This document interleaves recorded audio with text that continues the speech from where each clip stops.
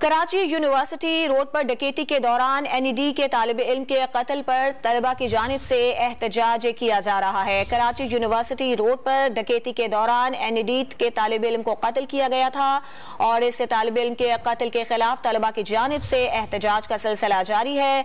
University road पर street crime की वारदातों में इजाफा हो गया है। तलबा का ये दावा है, तलबा ये मुतालबा कर रहे हैं कि स्ट्रीट क्राइम की वारदातों को रोका जाए। हाथ में प्ले कार्ड उठा रखे हैं इन तलबा ने और एहतजाज का सिलसिला जारी है। कराची यूनिवर्सिटी रोड पर डकैती के दौरान एनईडी के तालिब इल्म के कत्ल पर तलबा की जानिब से एहतजाज का सिलसिला जारी है। इस पर बात करेंगे डॉन न्यूज के नुमाइंदे सैयद वसीम से। वसीम, बताइएगा तलबा की जानिब से क्या मुतालबा किया जा रहा है?